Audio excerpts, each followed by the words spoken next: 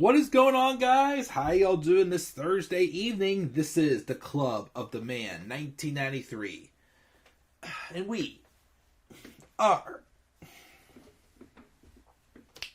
live for my live review of last night's edition of AEW Dynamite, the October 26th, 2022 edition that took place in Norfolk, Virginia. Sound close to North Carolina. So I said Norfolk, Virginia. Just for the heck of it. We're going to talk about, of course, everything that happened on this show. I gotta be honest, I watched it last night when I was a little sleepy. Because I watched it after I watched the mid-season episode of Survivor. And then I watched this episode of Dynamite. So the man was a little bit sleepy. So I had to watch a couple pieces of highlights before I did this review. But I caught up. Overall, another good show. I really enjoyed the wrestling on this show. The storytelling. I'm very intrigued by this direction we are going with the Blackpool Combat Club. First, we had them get a big victory over the Jericho Appreciation Society. The Jericho Appreciation Society. The epitome of sports entertainers. The stuff with Bryan Danielson and Wheeler Yuta. The match with Danielson and Guevara. Whoo! Off the charts. Give me that match again on pay-per-view. That was awesome. Main event was good too. And of course the stuff with MJF as well. As he continues to show sides of being a babyface. Let me tell you guys something though. I don't buy it. I think MJF has just a little trick up his sleeve. And even though he's trying to act like the good guy here, I don't know if he really is being a good guy. Or if he's being a sneaky little weasel. And a few other things happened on this show too. So, we're going to talk about it. And we will go from there. First, check the live chat. We just have Tyler here. He gave this show an F. Ouch. He gave it an F. I definitely don't think this is F-worthy. I really enjoyed this show. JR, I'm sorry, my friend. But this whole CM Punk drama, this whole stuff with the constant backstage drama, I'm not going to, I don't want to talk about it anymore. It's nothing against you, buddy. It's just, I'm done talking about it. The only time I will talk about CM Punk again is whenever something officially comes out, whether if he was innocent, not innocent or guilty, because everyone involved in that media scrum again had their faults. And I feel like nobody is innocent in that media scrum, no matter what rumors I'm hearing. But I'm not going to talk about Punk again until something happens. Either he returns, or he gets let go by AEW. Simple as that. I'm just done talking about that end of drama. Tyler thought the ending was bad. I think the exact opposite. I actually really like the ending. We'll talk about it, of course, get there. Who do you think Roman Reigns' first challenge is going to be in 2023 for the titles? Let's say AJ. Lean towards AJ Styles. Who do you think Bray Wyatt's first opponent is going to be now that he's back? I feel it's going to be somebody who's like doesn't really need it. Like someone like Miz or I don't know. I'm not sure who it would be. We'll split the world titles. I have not watched any NXT yet. No, I'm sorry. I just don't have the time right now to watch another wrestling show. But I have not. But we're gonna get rolling because I am not limited, but a little bit tight on time here. So let's get rolling here though, and keep yourself coming in the live chat. Go as always, guys. Thank you again, Tyler and JR, as always, for your support.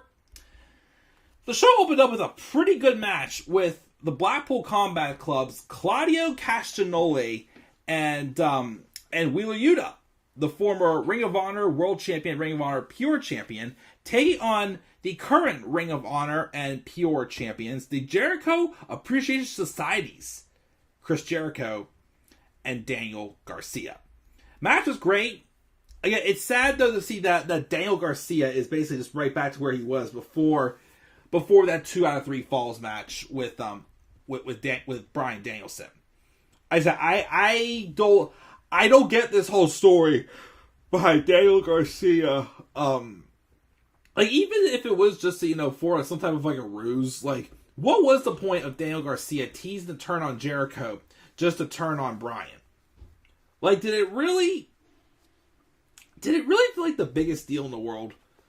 Like, I'm sorry, like, to me, like, having Garcia tease like a face turn did kind of, like, spark more interest for me in him. Now that he's kind of like taking the back seat again to Jericho, I'm kind of like, yeah, like back where we started before.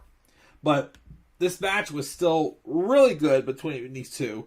I think there was a moment where Claudio Castagnoli had like one of them on his shoulders, and the other one he had positioned to do the swing, and it again to show off his power and his agility, as always he should. And then though, after that though, it looked like there was some run-ins and a little bit of involvement from the outside members of the JAS, but eventually those still led to Claudio Castagnoli hitting the Gotch neutralizer on Chris Jericho to get the pin. So in a tag match, Claudio Castagnoli pinned the Ring of Honor World Champion. As I keep hearing rumors that the probable match, because they have that, Ring of Honor Final Battle pay-per-view coming up in December, I think it is, where a lot of people are saying they're probably going to have a rematch with Jericho and Castagnoli, where a lot of people think that Castagnoli should win the Ring of Honor World title back. Which, cool. Again, my thing, though, is that I'm just not going to hear much on Ring of Honor, but if they do that, fine. I'm fine with that. But anyways, so speaking of Blackpool Combat Club, we continue on backstage, where Renee Paquette is interviewing other Blackpool Combat Club member, Bryan Danielson, who's going to be honest. He's a little frustrated because he lost to Jericho because Daniel Garcia turned his back on him, and that Wheeler Yuta backtalked him last week.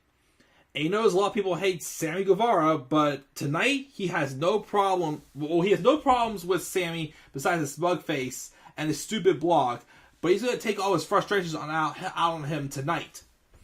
Then this brings up Wheeler Yuta, who again has shown a little bit of like frustrations with Bryan, because Bryan seems very affected by Daniel Garcia turning on him. And of course, again, I still like how this is so real life, because once again, originally Daniel Garcia was part of the Blackpool Combat Club, as I keep saying. But of course, Jericho wanted him because he of course, was seeing, the wheels turning of him having to go heel again, and he didn't want to see him already separate Daniel Garcia and 2.0, which 2.0 suck anyways. So I would have been okay with Garcia going with Bryan.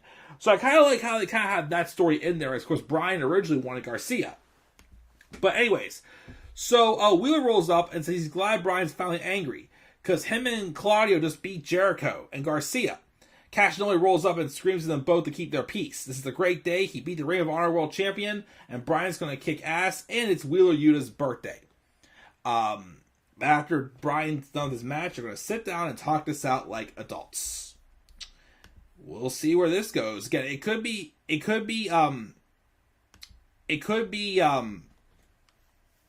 what's it called now? It could be, just teasing for maybe a match at Full Gear with Danielson and Yuta, maybe? I don't know. We'll see, though, what they come up with that in the future. Anyways, though, we also then get this video package of Kenny Omega and the Young Bucks dissolving out of AEW history.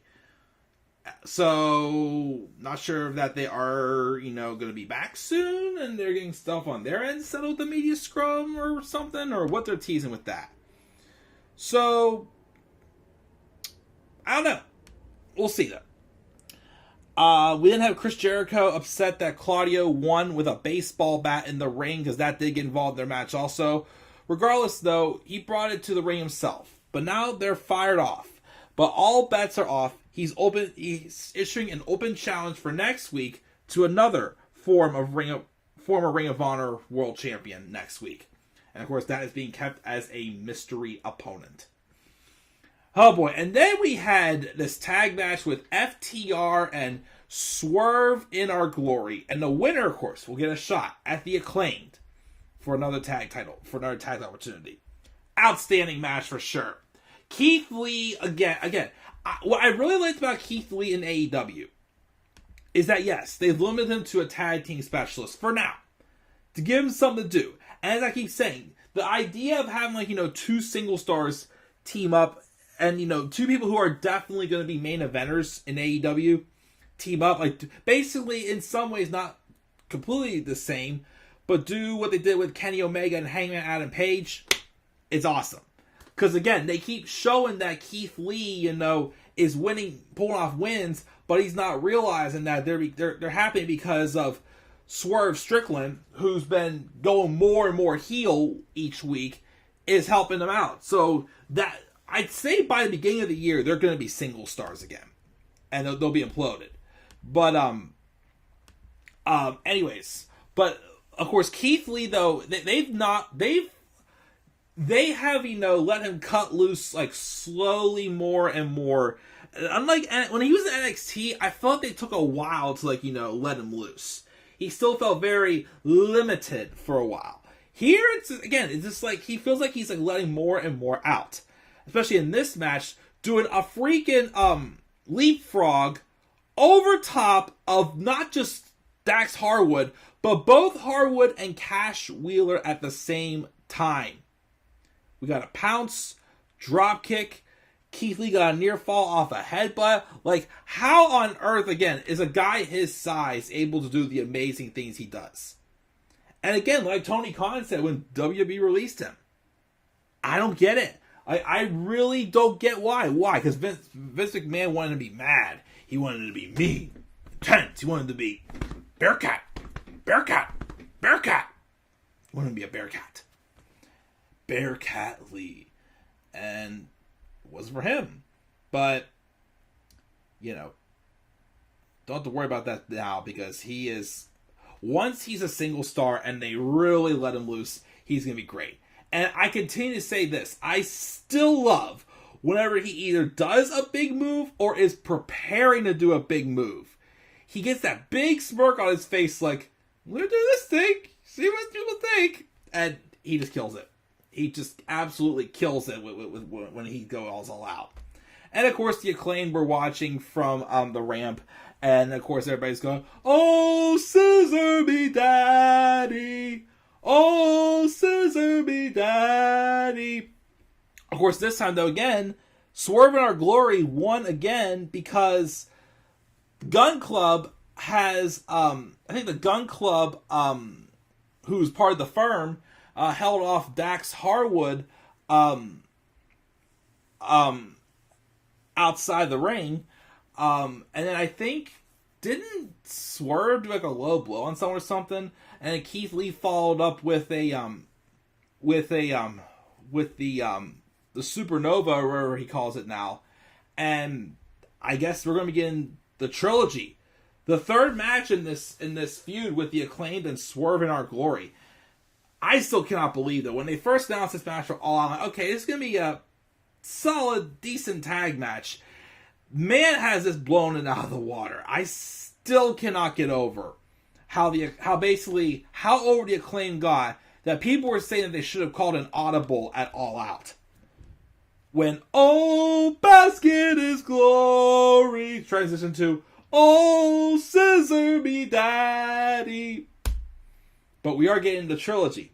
Will the Acclaimed continue on as tag champs? Or will Swerve in Our Glory get the belts one more time? We'll have to wait and see. Afterwards, though, the Ass Boys attacked FTR. And then the Acclaim rolled down and rushed and made the save. So, I don't know what the point was with that. We also have an interview with Saraya and Britt Baker. of course, Saraya and Renee are great friends. And then Britt roll up and interrupt the interview, and they start talking shit to each other. Then Renee tells them this is how you're going to do this, and they're going to do it right later. And I think we're going to have an interview next week or something like that. I can't remember what they said. But then we see Renee again, and we got this interview with Mr. Maxwell Jacob Friedman, Mr. MJF. He's better than you, and you know it. So he comes out and asks if we got devil worshippers in the house. And of course, he hits on Renee a little, which leads her to make the most sour of faces. Of course, I watched this interview and I'm thinking, please don't do the thing where they mention that she's Jon Moxley's wife. Please don't mention the thing where she's Jon Moxley's wife. But again, I still just worry, and I don't want to see them do it in WWE. They had to mention the fact that Moxley and Renee are married in real life, and they made it super awkward. Didn't quite happen there. But anyways, he talks about his match at Full Gear. He does this impression about how Jon Moxley walks, talking about mashing his bones and drinking his piss. He then calls Mox mid, which I feel like is the newest, slang in wrestling. He's not bad, he's not horrible, he's just mid. That's like the new slang. With all due respect, Renee points out you can't just use all due respect as a get out of disrespect free card, which gets Max to tell her to shut her mouth. Last week, he overstated it when he said he was going to win clean. Relatively clean for him. And he calls Regal a disgusting elderly rat, but says to his point, he won't use the Dynamite Diamond ring because he doesn't need it in his championship match at Full Gear. He's taken every grudge he has and mashed them down into a chip that he put directly on his shoulder. He's not fighting Regal, Moxley, or Penta at Full Gear. He's fighting every sorry scumbag that ever told him he's not good enough. And he's going to he's going to take that chip off his shoulder, shove it down each of their throats when he becomes the new AEW World Champion. Which then brings out Stokely Hathaway, leader of the firm. Talks about taking care of Jon Moxley for Full Gear. But the MJF says, no, I'll cut him some slack. But if Mox gets past Penta tonight, he needs Mox at 110%. Because he wants to actually prove himself at Full Gear. If Hathaway does not stay out of his business, then, well, Hathaway's fired.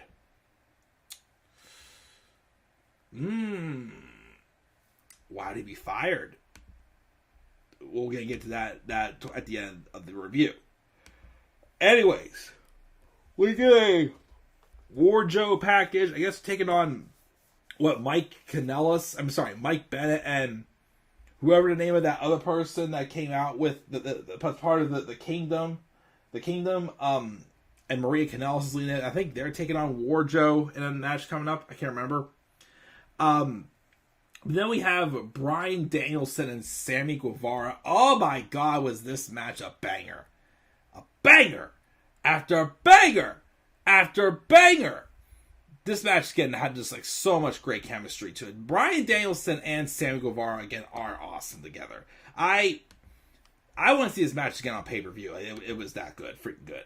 But of course we did hear, Bryan, doing some trash talking throughout the match as of course they were trying to continue off the story about his frustrations and whatnot.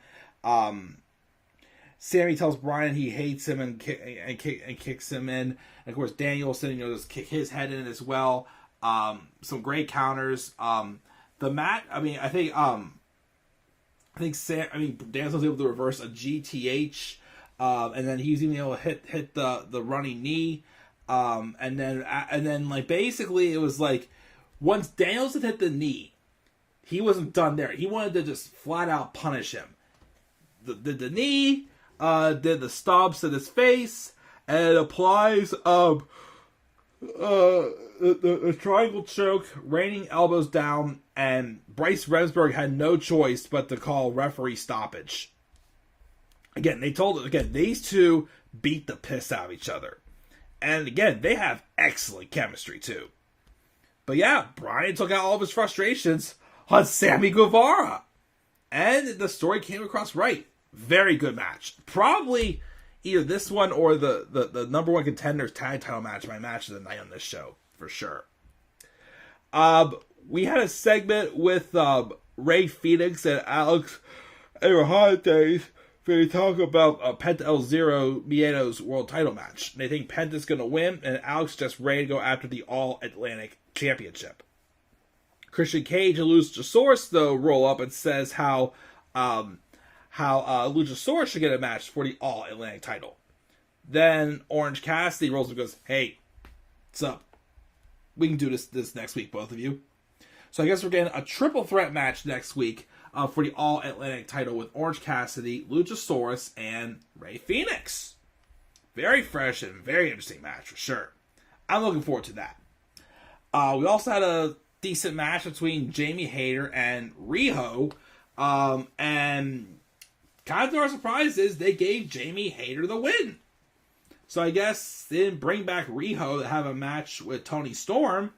It's going to be Toni Storm and Jamie Hayter, who, of course, is definitely getting over like hotcakes. And afterwards, Toni Storm came to the stage and holds up the title. So have we maybe found our women's title match for Full Gear? That'll be interesting. We'll see what happens, of course, if they do that or not. And if they do that match, could they maybe pull the trigger and put the title on Jamie Hayter? She's gotten over pretty good. She's a star in the making. Very well could. But we'll see what happens there. We had this awkward interview as Renee Paquette was interviewing Eddie Kingston. Basically, how you doing? Oh, I'm great. I'm wonderful. I'm having a blast. This is a real smile. He wants to stop worrying about him and talk about his pal Jon Moxley. How he has to be honest, it's going to be hard for Jon, as Penta is his boy, but he thinks he's going to take it, and everyone else should leave him alone. So, very strange interview. It's nothing seemed to really, tie together. Like, it was one of those interviews where he seemed like he didn't really want to talk about something. So, what's going on there? I do not know. But it was awkward. We also get a video of Darby Allin explaining why Sting hasn't been around.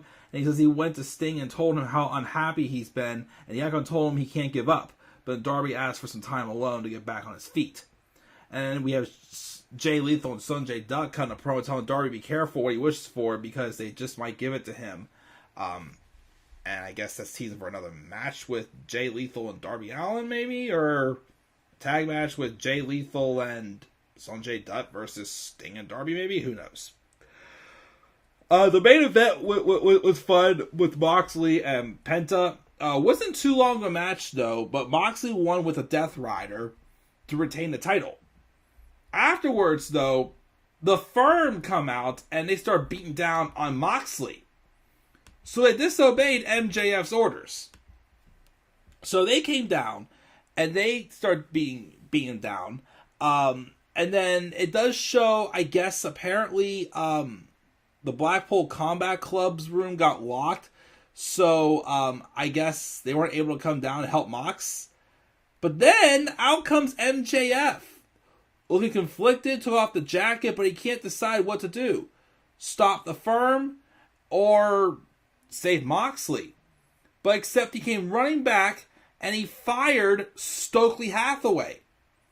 And then as soon as he fired him, Ethan Page lays out MJF and the Firm beats down MJF, leading him to being chokeslammed by W. Morrissey through a table to end the show. So, I'm thinking that they're going to do what I think they're doing. MJF keeps pushing this idea that he's going to fight clean. He's going to play clean. He wants to earn his victory and whatnot. Here's the thing. If it turns out that he, in fact, this was a ruse, that MJF, it really is not the hero that, he's trying to be, if he really is the devil or whatnot, like his whole story about how, he has to be a villain in order to succeed in the business. if it turns out that this was all a ruse, and like this is genius. Because, like, again, as I said, he's had several times where it looks like that MJF is on the same page with whoever he's feuding, who he's teasing a feud with, like with Chris Jericho or even with Cody Rhodes, and now, of course, with what's going on now with William Regal. You know, it's like,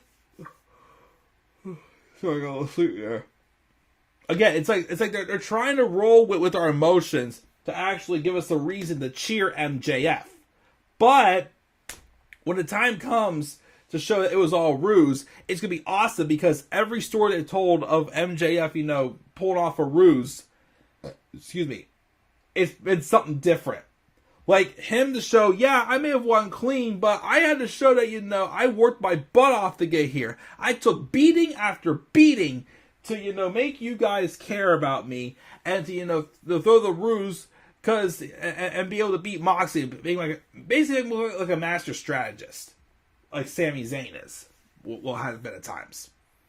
So, yeah, I'm very intrigued what they're doing with MJF. Like I said, I still think though he will win the title at Full Gear, but I don't think he's going to turn full babyface.